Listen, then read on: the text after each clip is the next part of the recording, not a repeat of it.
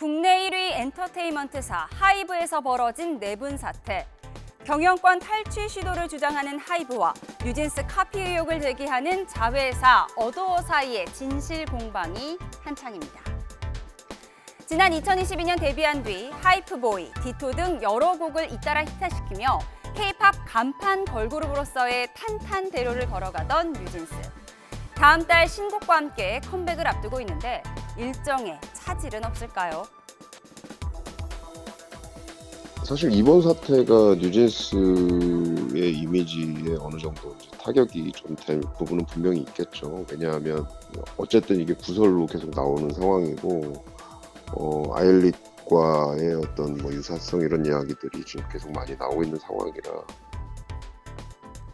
하이브는 미니진 대표 등에 대한 감사 절차를 진행하곤 했지만 아티스트 뉴진스는 최대한 보호한다는 입장이고요. 뉴진스의 월드 투어 일정 등도 변함이 없을 것으로 전해지고 있습니다.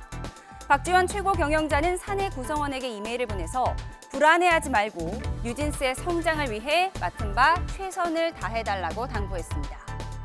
다만 멤버들이 평소 미니진 대표를 엄마로 따르는 등 강한 유대감을 보여왔다는 점이 변수로 꼽히는데요. 극단적으로 뉴진스 멤버들이 하이브를 떠나 민 대표 측으로 갈 수도 있다는 겁니다. 가상의 시나리오는 두 가지 정도로 정리해 볼 수 있는데요. 가요계에서 전속계약 분쟁 때마다 그랬던 것처럼 불합리한 처우 등을 문제 삼아서 법원에 전속계약 효력정지 가처분 신청을 낼 수도 있고요. 다른 하나는 민 대표의 어도어가 먼저 멤버들의 계약을 해지할 경우입니다.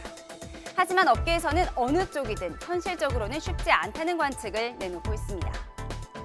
우선 구체적 계약 조건을 알 수는 없지만 가요계 통상 계약 기간이 7년이고요.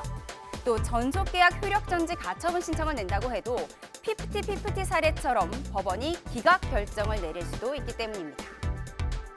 어도어가 선제적으로 계약 족쇄를 풀어준다면 하이브는 민 대표 등 경영진에게 형사적 배임 혐의를 물을 수 있기 때문에 이 역시 가능성이 낮다는 겁니다. 이렇게 여러 우려와 전망이 나오는 가운데 뉴진스 일부 팬들이 미니진 대표를 비판하는 트럭 시위를 벌이기도 했습니다. 더 이상 뉴진스와 가족을 이용하지 말라는 메시지를 띄웠는데요. 자칫 이번 내분 사태가 어린 아티스트들의 향후 행보에 걸림돌이 되지 않기를 대다수 K-팝 팬들은 바라고 있습니다.